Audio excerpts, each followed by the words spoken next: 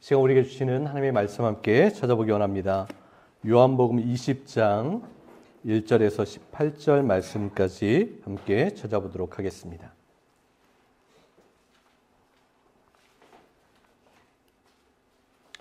오늘 본문의 말씀을 한 절씩 교독합니다. 제가 1절 말씀 먼저 읽습니다. 안식 후 첫날 일찍이 아직 어두울 때에 막달라 마리아가 무덤에 와서 돌이 무덤에서 옮겨진 것을 보고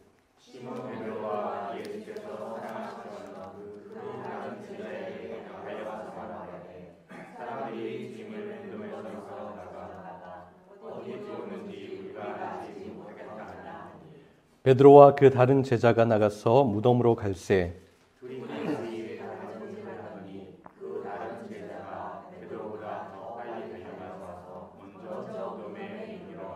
구부려 세마포 놓인 것을 보았으나 들어가지는 아니하였더니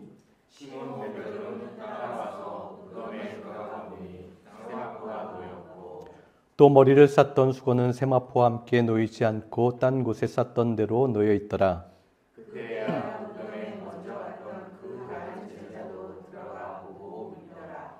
그들은 성경에 그가 죽은 자 가운데서 다시 살아나야 하리라 하신 말씀을 아직 알지 못하더라.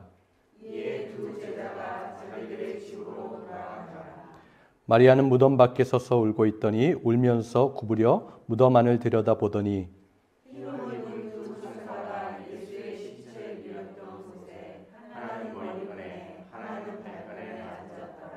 전사들이 이르되 여자여 어찌하여 우느냐? 이르되 사람들이 내 주님을 옮겨다가 어디 두었는지 내가 알지 못함이니이다.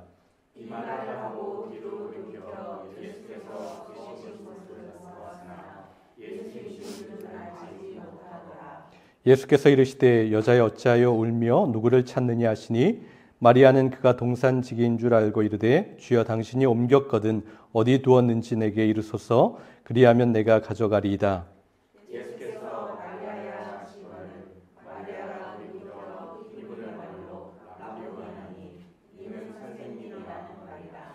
예수께서 이르시되 나를 붙들지 말라 내가 아직 아버지께로 올라가지 아니하였노라.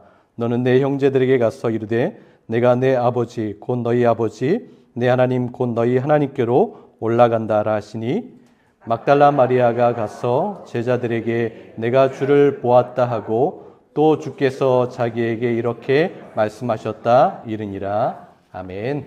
만약 여러분이 믿지 않는 누군가에게 여러분들이 믿는 기독교의 신앙에 대해서 5분 안에 설명을 한다면 어떻게 설명하고 이야기하시겠습니까? 짧은 시간 안에 여러분의 친구든지 지인이든지 그 누구이든 간에 여러분이 믿고 있는 복음의 핵심을 정확하게 설명할 자신이 있으세요? 어떤 이야기를 들려주시겠습니까? 예수 믿으면 복 받아요. 예수 믿으면 병이 나아요. 예수 믿으면 모든 것이 다 잘 풀립니다. 예수 믿으면 부자가 됩니다. 그러한 이야기를 들려주시겠어요? 지금까지 내가 믿어온 기독교 신앙을 한 문장으로 어떻게 여러분 설명하시겠어요? 예수를 오랜 시간 믿었는데도 내가 무엇을 믿고 있는지 정확하게 대답하지 못한다면 그것은 큰 문제가 될 것입니다. 여러분 복음을 어떻게 고백하세요? 물론 성경 안에 또한 우리가 배워온 것이 너무나 광대하고 크기 때문에 짧게 한 문장으로 줄인다라는 것은 결코 쉽지는 않을 거예요. 그렇다면 바울의 고백을 한번 들어볼까요? 바울은 어떻게 자신이 믿는 것을 고백했는지 한번 보겠습니다. 로마서 1장 16절을 한번 보세요. 우리 같이 한번 읽어볼까요? 내가 복음을 부끄러워하지 아니하노니 이 복음은 모든 믿는 자에게 구원을 주시는 하나님의 능력이 됨이라. 아멘. 여러분 복음은 모든 믿는 자에게 구원을 주시는 하나님의 능력이라고 사도 바울은 고백하고 있어요. 그렇다면 우리는 이것을 전해야 하는 거예요. 그렇다면 복음은 누구에 관한 이야기고 소식일까요? 바로 예수 그리스도에 대한 이야기라고 우리에게 말씀합니다. 그러면 우리는 어떤 예수 그리스도를 전하고 증거해야겠습니까? 예수님이 베푼 오병이어의 기적에 대해서 수없이 베푸신 그 기적을 설명하면서 그것을 들으면 구원을 받게 될까요? 예수님이 혈루병 걸린 여인을 고치시고 수많은 아픈 사람들을 고치셨던 그 이야기를 들려주면 그것을 믿으면 구원을 받게 될까요? 물론 예수님께서 이 땅에 오셔서 큰 사랑과 자비를 가지시고 행하신 모든 것들은 우리 인간들에게 우리에게 깊은 의미와 또한 그 감사할 것과 그 뜻이 있어요. 우리를 구원으로 이끌어 가시는 하나님의 수많은 사건들임을 우리는 기억합니다. 이 모든 진리들을 다듬어 가다 보면 그 안에는 바로 예수님의 이야기를 발견하게 되는 거예요. 바로 복음은 예수님에 관한 복된 소식인 거예요. 그리고 예수님의 생애를 다시 한번 다듬어 가다 보면 그 가운데서 만나게 되는 것은 십자가와 부활 사건입니다. 그 앞에 우리는 서게 되는 것이죠. 사복음서의 내용을 여러분 한번 보세요. 예수님께서 십자가에 달리기 일주일 전에 고난받으시고 또한 아픔을 겪으셨던 그 모든 스토리와 부활의 내용을 사복음서 내용의 전체적인 그 분량으로 볼 땐 거의 절반 이상을 차지하고 있어요. 바로 복음의 정점이 십자가와 부활이라고 우리에게 그것은 알려주는 거예요. 그리고 바울은 이 복음에 대해서 아주 흥미로운 표현을 사용하고 있어요. 고린도전서 15장 1절에서 3절을 한번 보세요. 같이 한번 읽어볼까요? 형제자매 여러분, 내가 여러분에게 전한 복음을 여러분의 마음속에 되새겨 주려고 합니다. 여러분은 이 복음을 전해 받았으며 또한 그 안에 서 있습니다. 내가 여러분에게 복음으로 전해드린 말씀을 헛되이 믿지 않고 그것을 굳게 잡고 있으면 그 복음을 통하여 여러분도 구원을 얻을 것입니다. 나도 전해받은 중요한 것을 여러분에게 전해드렸습니다. 사도 바울이 이러한 표현을 사용하고 있어요. 우리가 전했다라고 이야기합니다. 그리고 우리가 전해받았다, 들었다라고 이야기하고 있어요. 우리가 그 안에 서 있다라고 이야기합니다. 우리가 그것을 굳게 붙잡았다라고 이야기하고요. 그것을 알고 있다라고 자신 있게 설명하고 있어요. 그러면 여러분, 우리가 전해 들은 것은 무엇입니까? 또한 우리가 전하는 것은 무엇입니까? 우리가 굳게 붙잡는 것은 무엇입니까? 우리가 그 가운데 서 있는 것은 무엇입니까? 또 우리가 분명하게 알고 있는 것이 무엇일까요? 바울은 이렇게 정의하고 있어요. 다시 고린도전서 15장 3절에서 5절을 보세요. 같이 읽겠습니다. 그것은 곧 그리스도께서 성경대로 우리 죄를 위하여 죽으셨다는 것과 무덤에 묻히셨다는 것과 성경대로 3일 만에 살아나셨다는 것과 그 후 여러 사람에게 나타나셨다는 사실입니다. 아주 분명하게 말씀하고 있죠. 바로 이것이 복음이에요. 우리가 알고 있고 우리가 붙잡고 있고 우리가 전해야 하고 살아내야 하는 것이 바로 주님의 십자가이고 우리에게 주어진 부활이라고 말씀합니다. 우리는 그것을 선포해야 하는 거예요. 그렇다면 여러분, 우리가 부활주의를 매년 맞이하지만 이 시대 가운데 우리가 부활주의를 맞이하면서 주님께서 우리에게 또한 주시는 부활의 진정한 깊은 의미를 다시 한번 되새겨 보기를 원합니다. 10여 년 전에 한국에서 아주 독특한 사건이 하나 일어났어요. 어떤 사안인지는 모르지만 집 안에서 여동생이 죽었는데 그 오빠가 그 여동생의 시체를 4개월 동안 집에 보관하고 있다가 경찰한테 조사를 받게 되었습니다. 이 사람을 조사하면서 왜 사망 신고와 장례를 치르지 않았는지를 그렇게 물었는데 이 사람이 이렇게 대답했어요. 내 여동생이 3일 후에 분명히 나는 부활할 것을 믿고 있었고 3일 후에 부활하진 않았지만 곧 부활할 것을 믿기 때문에 내가 4개월 동안 기도를 하고 있었다라고 그 사람이 그렇게 이야기를 했어요. 굉장히 이상한 사건이었죠. 정신적으로 그리고 그의 신앙이 결코 건강하지 못한 그러한 모습을 가지고 있었습니다. 그런데 여러분, 이 시대를 살아가는 많은 믿음의 사람들이 부활을 생각할 때 이 사람과 비슷한 생각을 가지고 해석하고 받아들이는 사람이 있는 것 같아요. 많은 사람들이 부활신앙을 단순히 육체가 다시 동일한 육체를 가지고 재생되어서 그대로 살아나서 살아간다라는 그러한 개념으로 생각을 합니다. 그래서 동생의 시체가 동일한 육신으로 다시 살아날 것을 생각했던 이 사람은 우리 모든 사람들에게 다시 한번 부활의 깊은 의미가 무엇인지를 되짚어보게 만드는 사건이었어요. 여러분, 그렇다면 저와 여러분은 예수님의 부활 사건, 또한 우리도 부활할 것인데 그 부활을 어떻게 이해하고 있습니까? 그저 죽은 예수님의 시체가 다시 살아났던 그 사건으로만 우리는 알고 있습니까? 우리가 예배 시간마다 사도신경 고백하죠. 거기에 몸의 부활을 믿는다라고 고백하고 있어요. 그렇다면 우리는 어떠한 이해와 믿음을 가지고 그것을 고백하고 있을까요? 안타깝게도 수많은 기독교인들이 이 부활을 생물학적으로 다시 살아나는 것, 생물학적인 재생으로만 이해할 때가 많이 있어요. 내 육신이 언젠가는 다시 살아난다라고 말하고 있는 거예요. 그런데 만일 부활이 생물학적인 차원에 그친다면 수많은 문제들을 야기하게 될 거예요. 만일 부활이 단지 시체가 살아나는 것, 생물학적으로 재생이 되는 거라고 이야기한다면 이러한 궁금증이 떠오르게 됩니다. 내가 부활하게 될 때 나는 어떤 나이대로 다시 살아나게 될까? 여러분 가지고 계셨던 궁금증 아닐까요?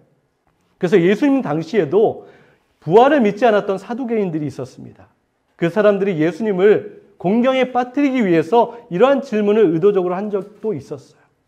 그들은 부활을 믿지 않으면서도 부활을 이야기하시는 예수님께 이런 질문을 했어요. 여러 남자와 결혼을 했던 한 여자가 있는데 그 여자가 또한 그 사람들이 부활하게 되었을 때 이 여자의 진짜 남편은 누가 되겠습니까? 라는 황당한 질문을 가지고 예수님 앞에 찾아 나왔던 적이 있어요.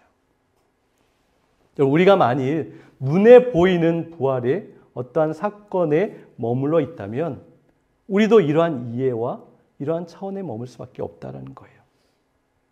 여동생의 시체를 놓고 부활을 기다리던 그 이상한 사람과 크게 다를 바가 없음을 알아야 하는 거예요.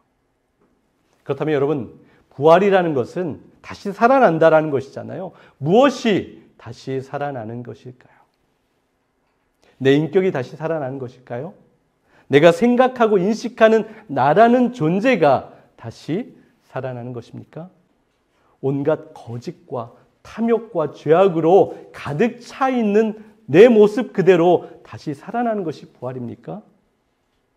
그럼 만약에 내 욕심과 탐욕과 죄악과 악한 그 모습 그대로 내가 부활해서 살아난다면 그것은 진정한 부활의 의미가 없다라는 거예요. 큰 문제일 겁니다.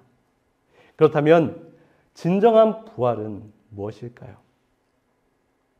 요한복음 3장을 보면 예수님께서 니고데모라는 사람과 대화를 나누시는 이야기가 있어요.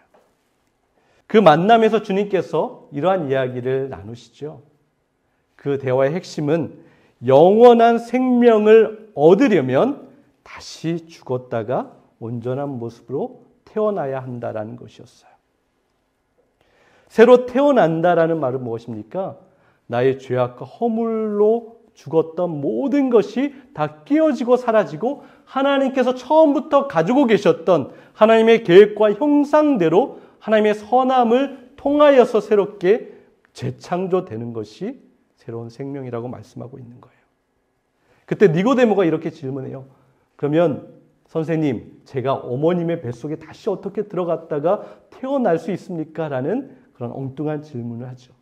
이 니고데모도 육체적인 부활의 그 단계에 머물러 있었기 때문에 이러한 질문을 할 수밖에 없었어요. 그때 주님께서 그에게 대답하십니다. 진정한 부활은 그것과 차원이 다른 것이라고 설명하셨어요. 성령님께서 하시지 않으면 이해할 수도 없고 일어날 수도 없는 사건이라고 설명하십니다. 부활이란 우리를 창조하신 하나님께서 그 하나님 안에서 다시 한번 우리를 새롭게 하나님의 형상으로 만드시는 것, 그것이 부활인 거예요. 결국 부활은 내 속에 진정한 나의 모습, 하나님께서 처음에 계획하셨던 그 선하고 아름답고 죄악이 없는 하나님의 모든 것이 그대로 담겨있는 모습으로 다시 한번 하나님의 영광의 자리에 들어가는 것, 그것이 부활이라고 말씀하십니다.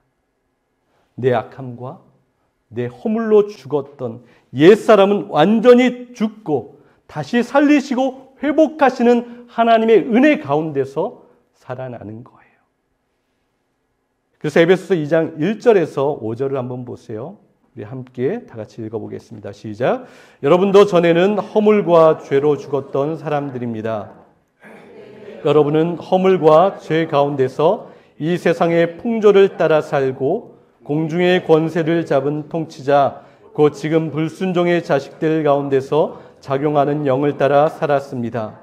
우리도 모두 전에는 그들 가운데에서 육신의 정욕대로 살고 육신과 마음이 원하는 대로 행했으며 나머지 사람들과 마찬가지로 날 때부터 진노의 자식이었습니다. 그러나 하나님은 자비가 넘치는 분이셔서 우리를 사랑하신 그 크신 사랑으로 말미암아 범죄로 죽은 우리를 그리스도와 함께 살려주셨습니다. 여러분은 은혜로 구원을 얻었습니다. 아멘. 여러분, 저와 여러분이 어떠한 존재였는지를 아주 명확하고 때로 아프게 각인시켜주고 있는 말씀이에요. 허물과 죄밖에 없었어요. 정욕대로 내 마음대로 내 뜻대로 행하고 하나님 기억하지 않고 내 생각대로 살았던 모습이 우리의 모습이라고 말씀합니다. 그래서 우리는 우리의 허물과 죄악으로 죽었던 사람들이에요. 멸망으로 갈 수밖에 없는 사람들이었습니다. 그런데 하나님의 자비가 넘치셔서 우리를 살리셨다라고 말씀하세요. 자비가 넘쳤다라는 그 표현은 우주가 감당할 수 없을 정도로 하나님의 그 은혜가 차고 넘친다라는 거예요. 하나님의 사랑도 마찬가지입니다. 우주가 감당할 수 없을 정도로 그 큰 사랑이 우리에게 부어졌기 때문에 우리는 죽을 수밖에 없었지만 우리를 살리시고 다시 한번 부활의 놀라운 은혜를 누리게 하신 거예요. 그래서 우리는 이미 부활했고 부활을 누리고 있다라고 선포합니다. 여러분, 진정한 부활은 내 옛 모습 그대로 내 욕망, 내 더러움, 내 고집, 내 악함을 다 가진 채로 다시 살아나는 것이 부활이 아니에요. 진정한 부활을 경험하려면 먼저 내 옛사람, 내 악함, 내 욕망, 그 모든 것을 십자가에 몸 박고 주님의 놀라운 은혜를 덧입고 온전히 변화된 모습으로 살아가는 것이 진정한 부활이라고 말씀하십니다. 그래야 비로소 내 안에서 그리스도께서 살아가신다라고 말씀합니다. 이제 내가 살아가는 것이 아니라 주님께서 내 안에 살아가십니다. 갈라디아서 2장 19절에서 20절을 보세요. 함께 읽겠습니다. 나는 이미 율법의 손에 죽어서 율법의 지배에서 벗어나 하나님을 위하여 살게 되었습니다. 나는 그리스도와 함께 십자가에 달려 죽었습니다. 이제는 내가 사는 것이 아니라 그리스도가 내 안에서 사시는 것입니다.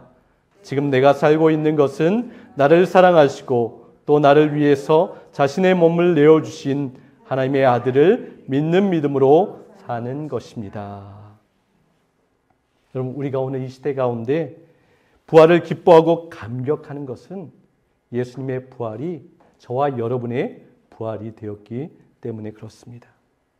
바로 완전히 죽었던 우리를 다시 한번 새롭게 살리셔서 이제는 완전히 변화된 존재로 하나님의 뜻을 이루면서 나타내면서 살아가게 하신 것, 그 은혜가 우리에게 주어졌어요. 그래서 부활은 2000년 전에 예수님이 죽었다 살아나신 그 사건으로만 끝나는 것이 아니라 매일매일 우리의 삶 가운데 그 부활을 체험하고 그 부활의 놀라운 축복을 누리면서 살아가는 거예요.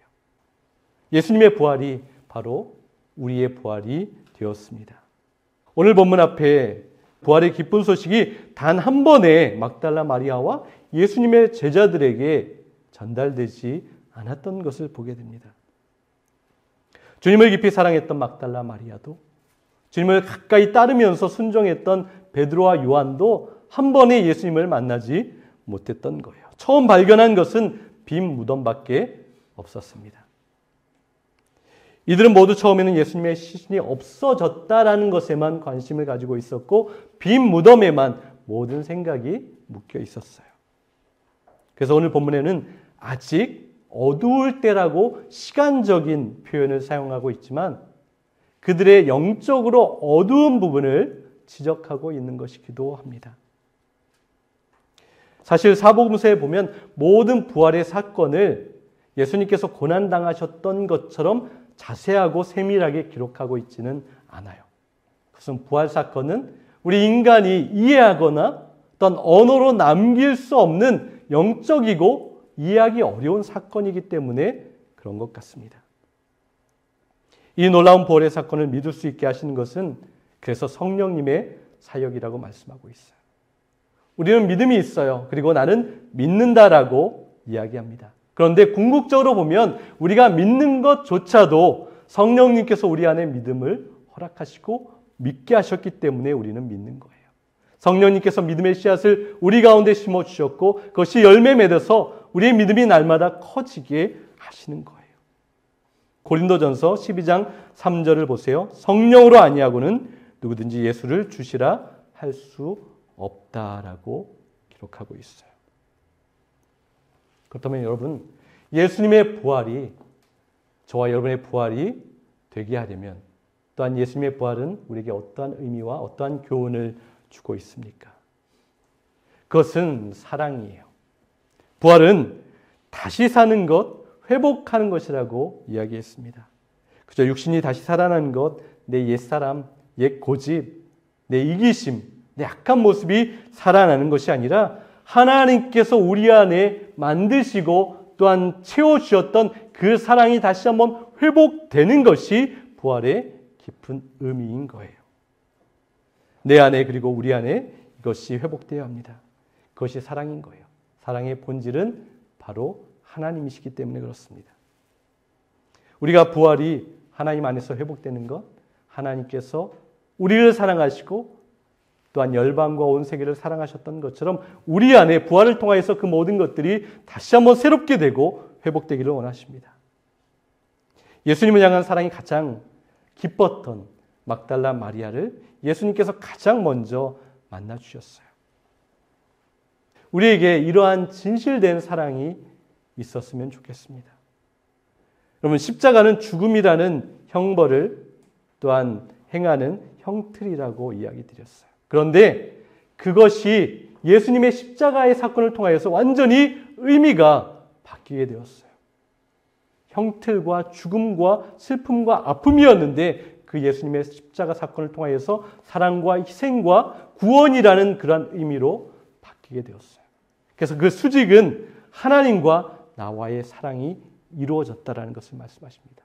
하나님께서 나를 얼마나 사랑하시는지 깨닫게 되는 거예요. 그리고 그 사랑을 받은 내가 하나님을 더 뜨겁게 사랑하는 것을 의미합니다. 그리고 수평적인 그 의미는 무엇입니까? 이제 하나님의 사랑을 받은 내가 수많은 너와 수많은 당신에게 하나님의 사랑을 전달하고 사랑을 나누는 그러한 모습이 되었고 표식이 되었습니다. 그 모두를 사랑하게 되는 거예요.